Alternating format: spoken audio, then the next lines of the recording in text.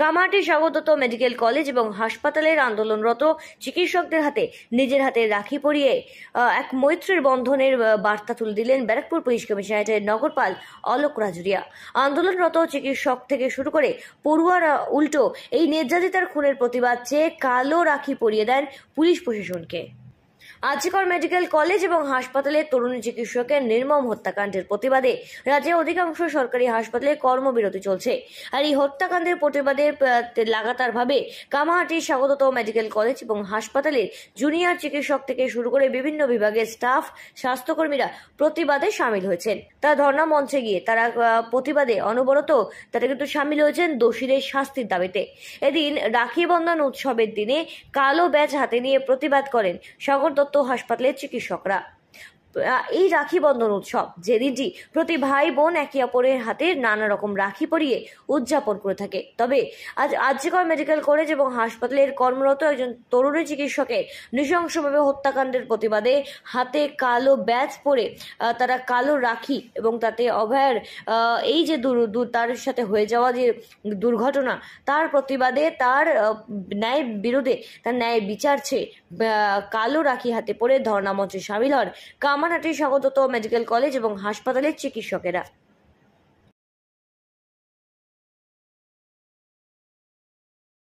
Basically আজকে আমরা বসেছিলাম এখানে, যারা স্টুডেন্টস আছে, ডক্টরস আছে, হসপিটাল ম্যানেজমেন্ট আছে, আমরা এখানকার যেটা সিকিউরিটি প্রবলেম সমস্যাগুলো কি আছে সেটা সম্বন্ধে আমরা বিস্তারে আলোচনা করেছি।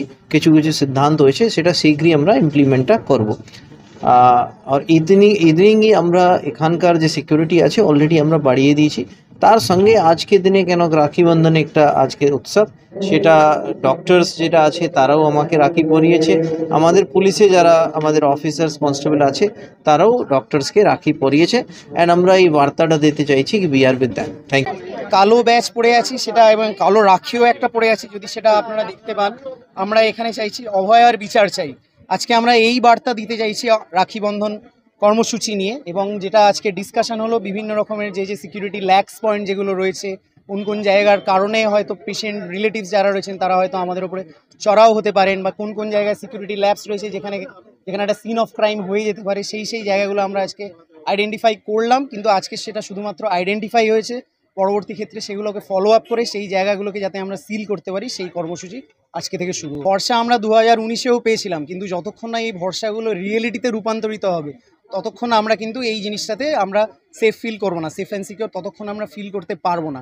এই জিনিসগুলো দীর্ঘ ফলো আপ দরকার, এবং দিনের পর দিন আমাদেরকে লক্ষ্য রাখতে হবে যে আস্থাগুলো, যে ভরসাগুলো আজকে আমরা পাচ্ছি, সেগুলো ইন দ্য লং রান যেন সেই কথায় একমত হয়ে থাকে, একজুট হয়ে থাকে, সেইটা আমাদের লক্ষ্য রাখতে হবে।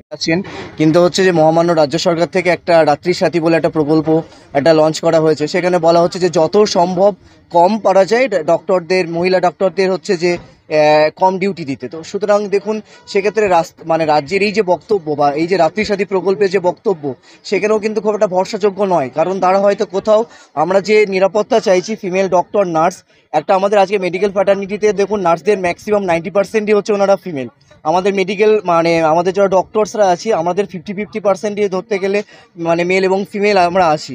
তো সুতরাং সেক্ষেত্রে মেলরাই শুধু ডিউটি করবে রাতে এবং ফিমেলরা করবে না, রাতে কেন বেরোবে না? এটাই তো কোথাও আমরা একটা যেন আবার মধ্যযুগে ফিরে গেলাম না। কোথাও আমাদের যেখানে নিরাপত্তা দেওয়ার কথা, সুরক্ষা দেওয়ার কথা, সেখান থেকে আমাদের এক ধাপ পিছিয়ে দিয়ে বলা হলো যে মহিলারা ডক্টরদের যত সম্ভব কম পারা যায় রাতে ডিউটি করতে। সুতরাং এই যে ব্যাপারটা একটা বৈষম্য থাকছে, এবং শুধু তাই নয়, কোথাও আমাদের মনে হচ্ছে যে আমাদের যে দাবি, নিরাপত্তার দাবি, সিকিউরিটি দাবি, কোথাও যেন গভর্নমেন্ট সেটা হয়তো পারছেন না। কামারহাটি থেকে সৃঞ্জিনী পোদ্দারের রিপোর্ট, সঠিক বার্তা।